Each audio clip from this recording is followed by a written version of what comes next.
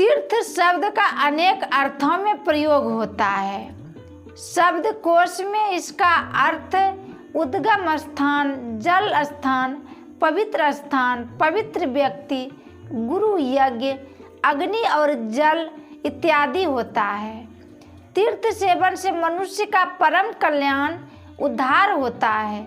इस प्रकार की मान्यता भी हमारे समाज में प्राचीन काल से प्रचलित है। अतः जन समाज में तीर्थ शब्द का अर्थ तारने वाला या संसार सागर से पार करने वाला भी होता है। शब्दकोशों में तीर्थ शब्द के दिए गए उपरोक्त सभी अर्थों में भी इसी मान्यता की मौलिक गंध ओतप्रोत है। उपरोक्त सभी अर्थों का संबंध प्रत्यक्ष व अप्रत्यक्ष रूप से मनुष्य कल्याण से है, उद्धार से है।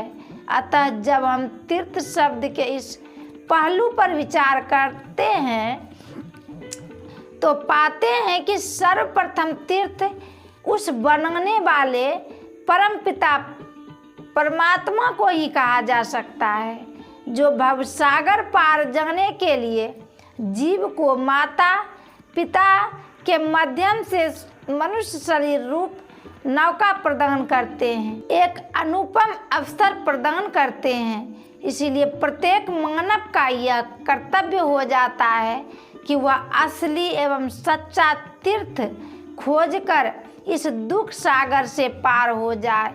परंतु आश्चर्य की बात है कि बड़े बड़े विद्वानों को भी संतों के इशारे समझ में नहीं आते।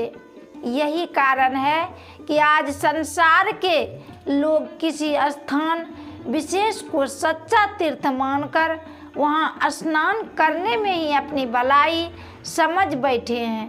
काशी, प्रयाग, हरिद्वार और उज्जैन इत्यादि हमारे देश के प्राचीन तीर्थों के नाम से प्रसिद्ध है। जरा सोचे, लोग ऐसे जगहों को तीर्थ क्यों मानने लगे? कारण स्पष्ट है कि उन सभी जगहों पर हमारे पूर्ववर्ती संत महात्मा गुरुजन ईश्वर की सच्ची भक्ति की साधना करते थे और लोकहित के लिए उस साधना विधि का, उस ज्ञान का वहीं से प्रचार करते थे। वे वहाँ स्वयं आंतरिक अनुभूति की व्यावहारिक साधना तो करते ही थे, दूसरे लोगों को भी उसके लिए प्रोत्साहित करते थे। इसीलिए उन स्थानों को लोग आज तीर्थ के नाम से जानते हैं और आदर देते हैं। कहते हैं कि प्राचीन काल में काशी में भगवान शंकर ने उस महामंत्र का स्वयं जाप किया था, अखंड साधना की थी। दूसरे आत्महितैषी जिज्ञासुओं को उन्होंने उस साधना का उपदेश भी दिया था। इसी वजह से काशी को लोग तीर्थ मानते हैं। इसी तरह से सभी तीर्थों की अपनी अपनी कहानी है, लेकिन लोग इस गूढ़ बात की ओर ध्यान नहीं देते और देखा देखी करने लगते हैं। बिना सच्ची साधना का ज्ञान प्राप्त किए बिना मनमानी भक्ति में लग जाते हैं। यही कारण है कि जो लाभ होना चाहिए वह नहीं हो पाता। ध्याव्य है, सच्चा साधना संत सतगुरु की शरणागत होने पर ही उपलब्ध हो सकता है। इसे समझने के लिए एक दृष्टांत है। किसी नगर में एक कर्मकांडी गंगा से भी भक्त थे। वे अपने हाथों को बनाया भोजन किया करते थे। एक समय काशी में ग्रहण के अवसर पर गंगा स्नान का मेला लगा। यात्री भारी संख्या में काशी की ओर जा रहे थे। उधर गंगा भक्त की काशी स्नान हेतु चल पड़े। जाते जाते शाम हो गई। उन्होंने अपने मन में विचार किया कि किसी धर्मशाला या किसी मंदिर में ठहर जाना उचित होगा। ऐसा विचार कर उन्होंने एक सज्जन से पूछा, यहाँ पर कोई ठहरने का स्थान है? मैं रात में ठहरना चाहता हूँ। वह सज्जन बोला, इस जगह धर्मशाला तो नहीं है, पर सामने एक साधु की कुटिया है। आप उचित समझे तो वहाँ रात में विश्राम कर सकते हैं, वह ठीक जगह है। गंगा भक्त साधु की कुटिया पर गए और साधु से वहाँ रात में ठहरने के लिए अनुमति मांगी। रात में उस साधु ने गंगा भक्त से भोजन करने को कहा। उस वक्त गंगा भक्त मन ही मन सोचने लगे कि इस साधु के हाथ का बना भोजन करूं या नहीं, कारण कि मैं स्वपाकी हूँ, आज तक किसी दूसरे के हाथों का बना भोजन नहीं किया।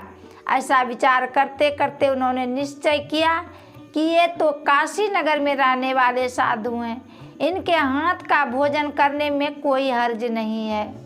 ऐसा विचार कर उन्होंने भोजन किया और रात में विश्राम किया। सवेरा होते ही उसने उस साधु जी से गंगा जी जाने का रास्ता पूछा। महात्मा जी बोले, भाई मुझे गंगा जी जाने का रास्ता नहीं मालूम, कारण कि मुझे आज तक गंगा स्नान करने का मौका नहीं मिला, इसीलिए मैं आपको ठीक ठीक रास्ता नहीं बता सकता, केवल दिशा बता सकता हूँ। अच्छा हो आप किसी अन्य से पूछ लीजिए। ऐसा कहकर उसे दिशा का संकेत देकर वह साधु अपनी कुटिया में लौट पड़े। उस साधु की बातें सुनते ही उन कर्मकांडी गंगा भक्त को ऐसा लगा मानो उन्हें काले नाग ने डस लिया हो।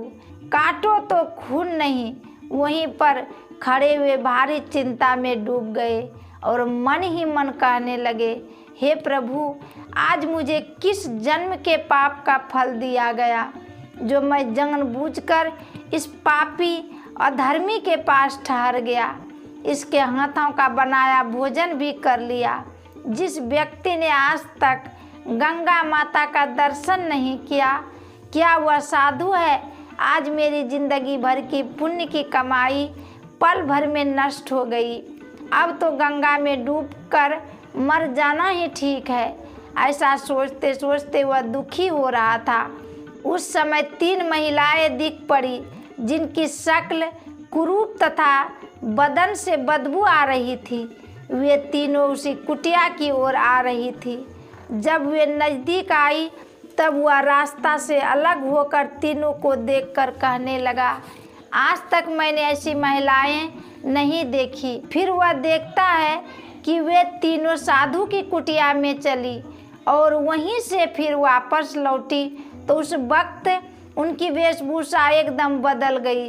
चंद्रमा के समान चेहरा, सफ़ेद मणि खचित वस्त्र, सुगंध से भरपूर आकर्षण, व्यक्तित्व की देवी आभा से युक्त होकर कुटिया से बाहर निकल रही थी।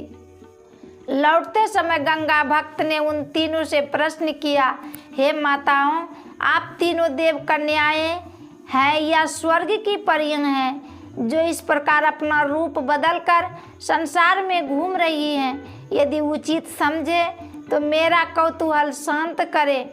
उन देवियों में से एक ने कहा, तुम अपने को बहुत बड़ा भक्त समझते हो, किंतु तुम हमें पहचान नहीं सके।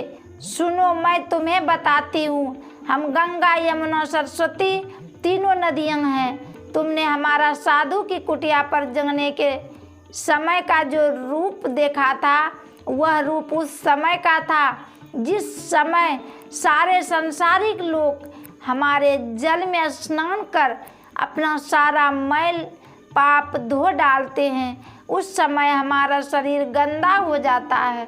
हम सब नित्य प्रतिदिन इसी कुटिया के तालाब में आकर अपना सारा मैल धो लेती है, फिर असली रूप में हो जाती है।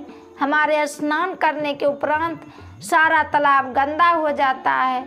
फिर वही साधु जी जो उस कुटिया में अभी रहते हैं, उसका चरण तालाब में पड़ते ही तालाब का पानी निर्मल हो जाता है। जिन चरणों की वंदना संसार के सभी संत महात्मा एवं शास्त्रों ने की है, ऐसे महान साधु को तुमने बिना समझे बूझे अज्ञानवश पाखंडी, ढोंगी तथा पापी तक कहने से भी परहेज नहीं किया। धिक्कार है तुम्हारे स्वपाकी होने और गंगा से भी होने पर। जब तक सच्चे संत सद्गुरु के सानिध्य का लाभ नहीं मिलता, सच्चे साधन का ज्ञान नहीं मिलता, तब तक दुनिया के सारे कर्म कांड फीके हैं, सभी तीर्थ निरर्थक है। उन देवियों ने तरह तरह के उदाहरण देकर उस स्वपाकी गंगा से भी भक्त को समझाया। इन्होंने कहा, जिनकी कृपा के बिना संसार में कोई भी जीव अपने आत्मा का ज्ञान प्राप्त नहीं कर सकता, यानी अपने आप को नहीं जान सकता है, वैसे सतगुरु की अवहेलना करने में तुम्हारा भला नहीं है। बिना सतगुरु से ज्ञान प्राप्त किए चाहे कितना भी प्रयास कर लो, दान पुण्य और तीर्थ व्रत कर लो, उद्धार नहीं होगा, हृदय की बेचैनी दूर नहीं होगी। अब गंगा से भी भक्त को अपने आप में बड़ा पछतावा हुआ और वे फिर उस साधु की कुटिया की ओर लौट पड़े। जाते ही वे साधु के चरणों को पकड़कर रोने लगे, बोले, हे नाथ, मैं सिर्फ धर्मशास्त्रों को पढ़कर हठधर्मी हो गया था, अपने कर्म कांड के अहंकार में डूबा यह माया की का पुजारी आपको नहीं पहचान सका। हे प्रभु, आप मेरी गलती क्षमा करें और अपने चरणों में जगह दें। हे सतगुरु, मुझे वह ज्ञान प्रदान करें जिससे मैं अपने आप को पहचान सकूं और इस भवसागर से पार हो सकूं। हे नाथ, आज सच्चा तीर्थ आपके चरणों में नजर आ रहा है। गंगा से भी भक्त के पश्चाताप ने सतगुरु देव को द्रवित कर दिया और उन्होंने उसे ज्ञान देकर सच्ची भक्ति का साधन बता दिया। सचमुच में सच्चा तीर्थ संत सतगुरु के चरणों में है, जिसे तीर्थराज भी कहा है। एक सच्चे भक्त का अनुभव है जिसने अपने हृदय में जाना है और समझकर उसने कहा है कि 68 तीर्थ गुरु चरणों में पर भी होत अखंड, सहजो ऐसा धाम नहीं सकल अंड ब्रह्मांड। इस धारा धाम पर हर युग में संत सतगुरु का प्रादुर्भाव होता रहा है और जिससे पूर्ण सुख शांति और आनंद की प्राप्ति होती रही है। उस ज्ञान का प्रचार भी संसार में सनातन काल से ही होता आ रहा है तथा आज भी हो रहा है। उसे प्राप्त कर हम अपने अमूल्य जीवन को सफल बना सकते हैं। हम अपने जीवन को सफल बनाने के लिए संत सतगुरु चरणों के सच्चे तीर्थ में स्नान करें। श्री सतगुरु महाराज की जय।